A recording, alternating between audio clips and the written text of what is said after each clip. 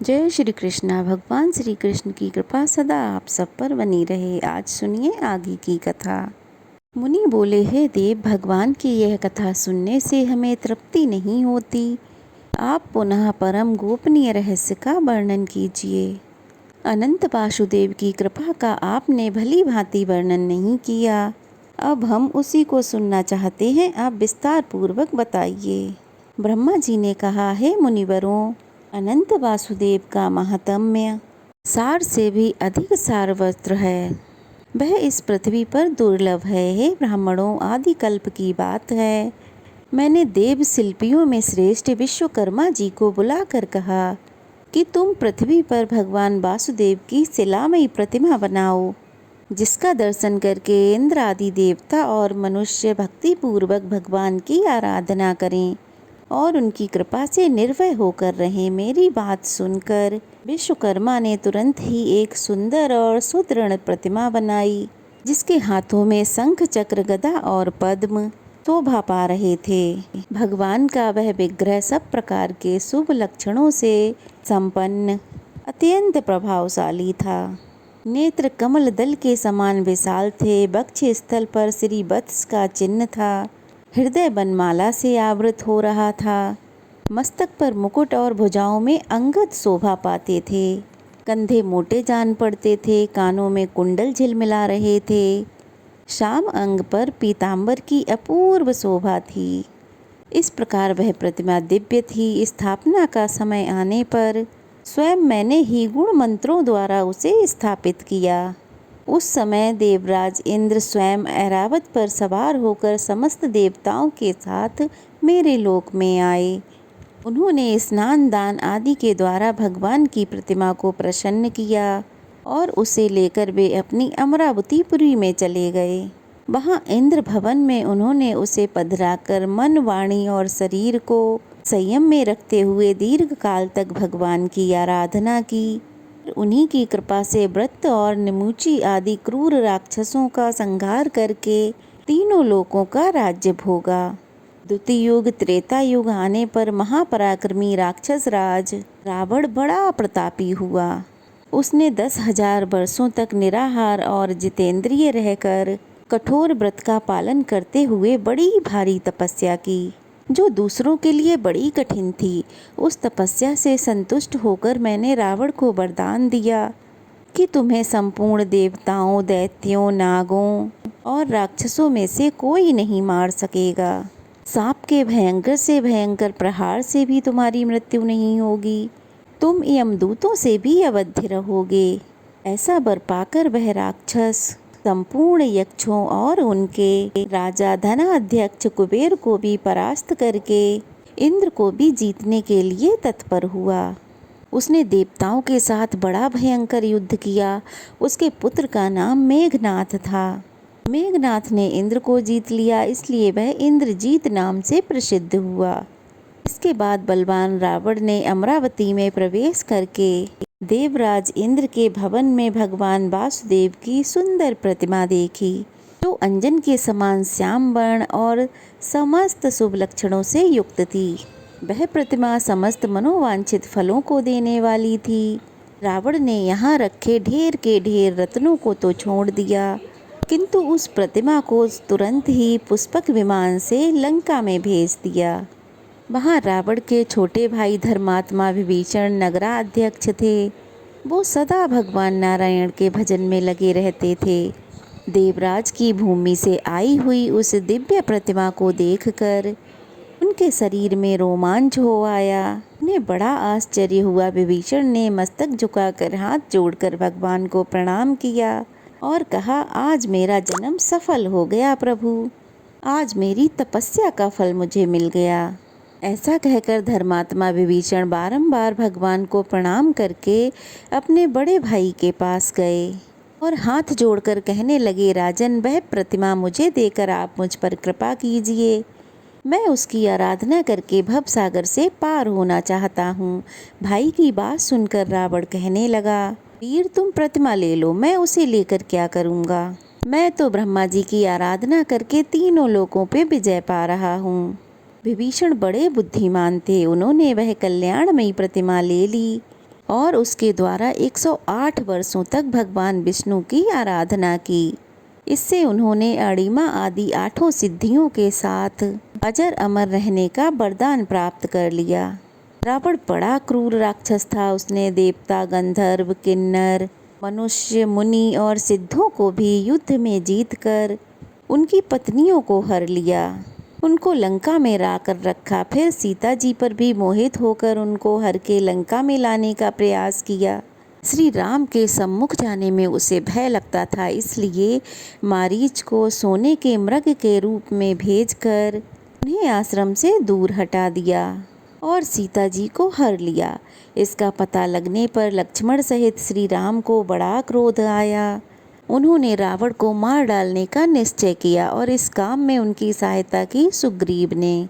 सुग्रीव का बाली के साथ बैर था, इसलिए श्री राम ने बाली को मारकर सुग्रीव को किष्किंधा के राज्य पर अभिषिक्त कर दिया और अंगद को युवराज बनाया। फिर हनुमान, नल, नील, जामवंत, असंख्य महाबली वानरों के साथ भगवान श्री राम ने लंका की यात्रा की।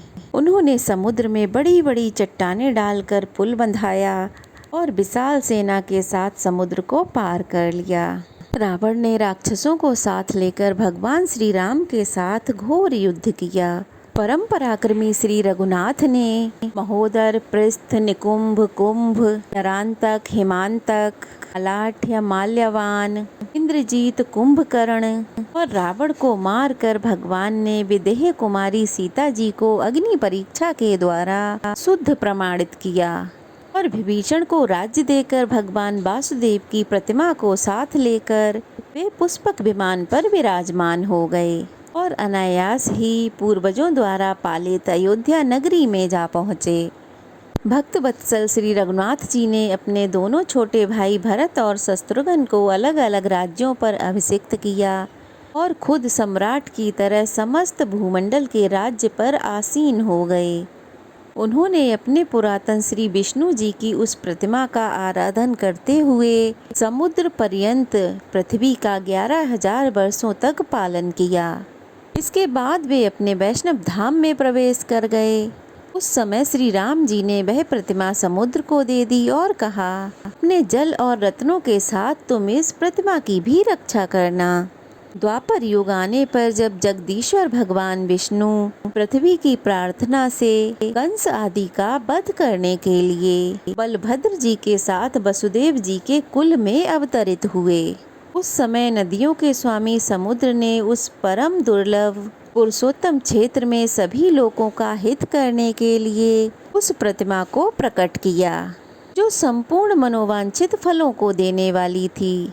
तब से उस मुक्तिदायक क्षेत्र में ही देवाधिदेव अनंत वासुदेव विराजमान हैं, जो मनुष्यों की समस्त कामनाएं पूर्ण करने वाले हैं। जो लोग मन, वाणी और क्रिया द्वारा सदा सर्वेश्वर अनंत वासुदेव की भक्ति पूर्वक शरण लेते हैं, वे परम पद को प्राप्त होते हैं। भगवान अनंत का एक बार दर्शन, भक्ति पूर्वक पूजन और प्रणाम करके मनुष्य राजसु यज्ञ और अश्वमेघ यज्ञों का फल प्राप्त करता है।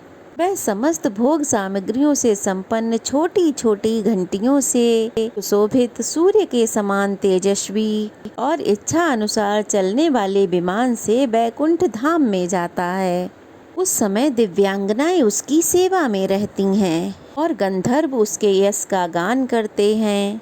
वह अपने साथ कुल की 21 पीढ़ियों का भी उद्धार कर देता है। मुनिवरों, इस प्रकार मैंने भगवान अनंत के संबंध में कुछ बातें बताईं। कौन ऐसा मनुष्य है जो 100 वर्षों में भी उनके गुणों का वर्णन कर सके। इस प्रकार मनुष्यों को भोग और मोक्ष देने वाले परम दुर्लभ पुरुषोत्तम क्षेत्र में अनंत वासुदेव के महात्म्य का वर्णन किया गया। पुरुषोत्तम क्षेत्र में शंख, चक्र, गदा, पद्म और पीतांबर धारण करने वाले कमल नयन भगवान श्री कृष्ण विराजमान हैं, जिन्होंने कंस और केसी का संहार किया था। जो लोग वहां देव दानव वंदित श्री कृष्ण, बलभद्र और सुभद्रा जी का दर्शन करते हैं, वे धन्य हैं। भगवान श्री कृष्ण तीनों लोकों के स्वामी हैं तथा संपूर्ण अभीष्ट वस्तुओं के दाता हैं। जो सदा उनका ध्यान करते हैं वे निश्चय ही मुक्त हो जाते हैं। जो सदा श्री कृष्ण में अनुरक्त रहते हैं, रात को सोते समय श्री कृष्ण का चिंतन करते हैं और फिर सोकर उठने के बाद श्री कृष्ण का स्मरण करते हैं, वे शरीर त्यागने के बाद श्री कृष्ण में ही प्रवेश करते हैं। ठीक वैसे ही जैसे मंत्रोच्चारण पूर्वक होम किया हुआ हविष्य अग्नि में लीन हो जाता है। इसलिए मुनिवरों, मोक्ष की इच्छा रखने वाले पुरुषों को पुरुषोत्तम क्षेत्र में सदा यत्न पूर्वक कमल नयन श्री कृष्ण का दर्शन करना चाहिए। जो मनीषी पुरुष शयन और जागरण काल में श्री कृष्ण, बलभद्र और सुभद्रा जी का दर्शन करते हैं, वे श्री हरि के धाम में जाते हैं। जो हर समय भक्ति पूर्वक पुरुषोत्तम श्री कृष्ण, रोहिणी नंदन बलभद्र और सुभद्रा देवी का दर्शन करते हैं, वे भगवान विष्णु के लोक को जाते हैं। जो वर्षा के 4 महीनों में पुरुषोत्तम क्षेत्र के भीतर निवास करते हैं, उन्हें सारी पृथ्वी की तीर्थ यात्रा से भी अधिक फल मिलता है। जो इंद्रियों को जीतकर, क्रोध को वशीभूत करके सदा पुरुषोत्तम क्षेत्र में ही निवास करते हैं, वे तपस्या का फल पाते हैं। मनुष्य अन्य तीर्थों में 10,000 वर्षों तक तपस्या करके जो फल पाता है, उसे पुरुषोत्तम क्षेत्र में एक ही मास में प्राप्त कर लेता है। तपस्या, ब्रह्मचर्य पालन और आसक्ति त्याग से जो फल मिलता है, उसे मनीषी पुरुष वहाँ सदा ही पाते रहते हैं।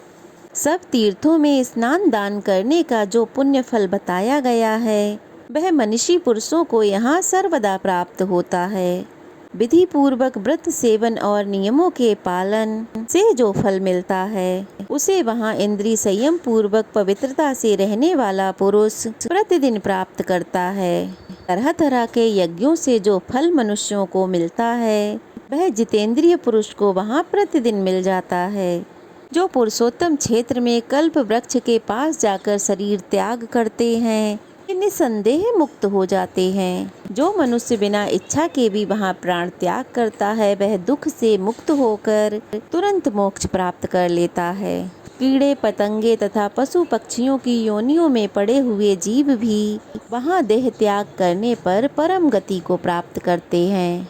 जो मनुष्य श्रद्धा पूर्वक एक बार ही भगवान पुरुषोत्तम का दर्शन कर लेता है, वह सहस्त्रों पुरुषों में उत्तम है। भगवान प्रकृति से परे और पुरुष से भी उत्तम हैं, इसलिए वे वेद, पुराण तथा इस युग में पुरुषोत्तम कहलाते हैं। जो पुराण और वेदांत में परमात्मा कहे गए हैं, वे ही संपूर्ण जगत का उपकार करने के लिए पुरुषोत्तम रूप से विराजमान हैं।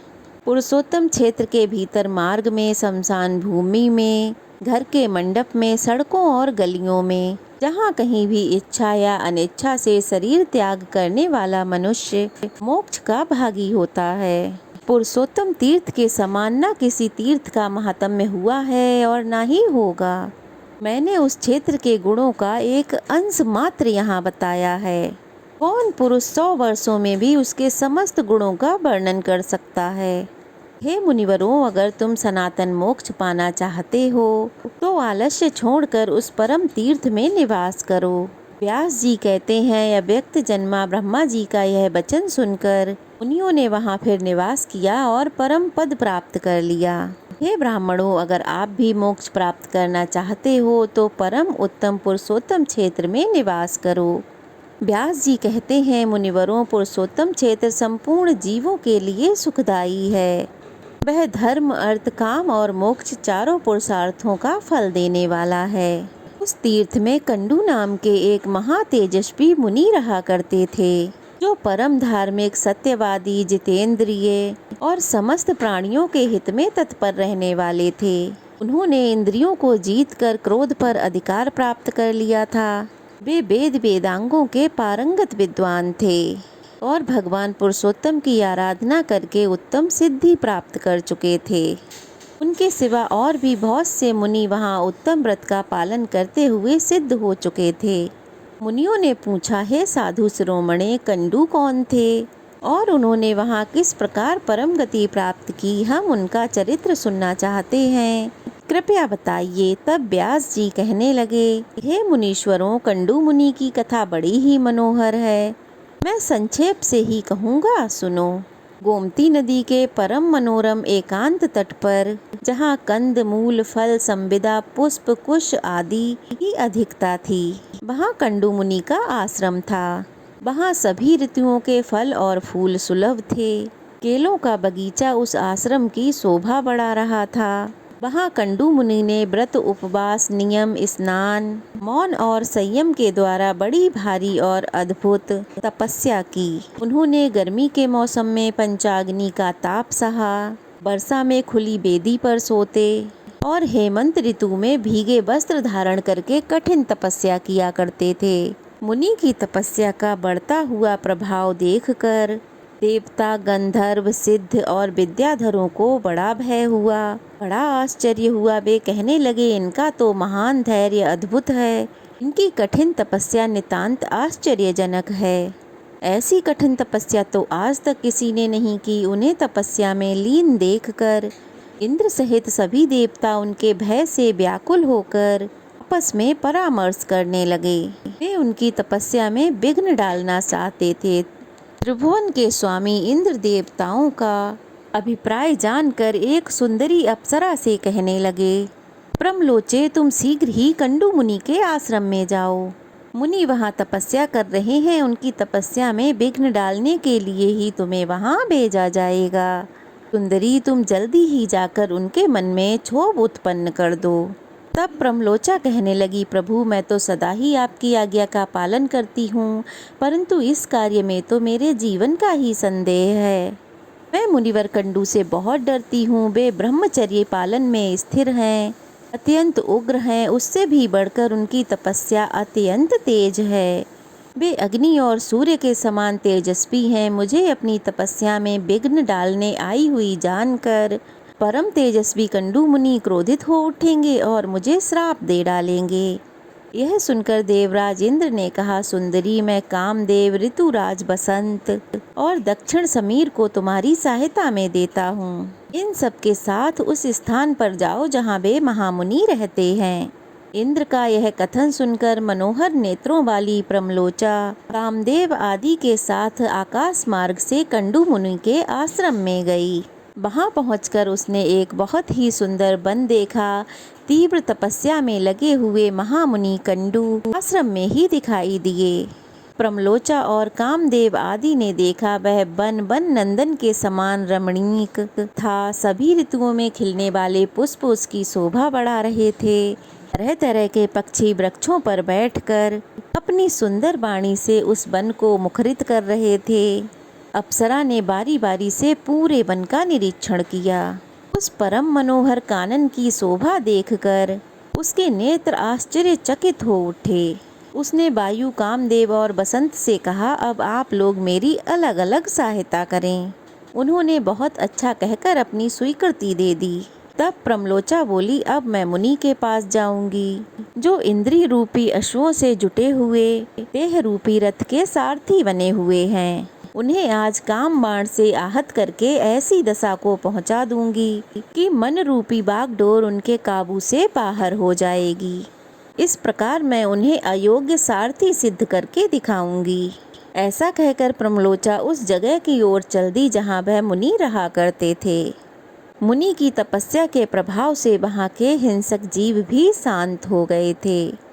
नदी के किनारे जहाँ कोयल की मीठी तान सुनाई देती थी, वह ठहर गई। थोड़ी देर तक तो प्रमलोचा वहाँ खड़ी रही, फिर उसने मधुर संगीत छेड़ दिया। उसी समय बसंत ने भी अपना पराक्रम दिखाया। समय नहीं होने पर भी समस्त कानन में मधुर ऋतु की मनोहर शोभा छा गई। इसके आगे जो कुछ भी हुआ उसका वृतांत आप लोग अगले अध्याय में जरूर सुनिएगा। जय श्री कृष्णा। तो आज की कथा कैसी लगी कमेंट बॉक्स में बताइएगा। अच्छी लगी हो तो वीडियो को लाइक कीजिए, शेयर कीजिए और अगर नए हैं तो चैनल को सब्सक्राइब कीजिए। चलिए फिर मिलते हैं, तब तक के लिए जय श्री कृष्णा।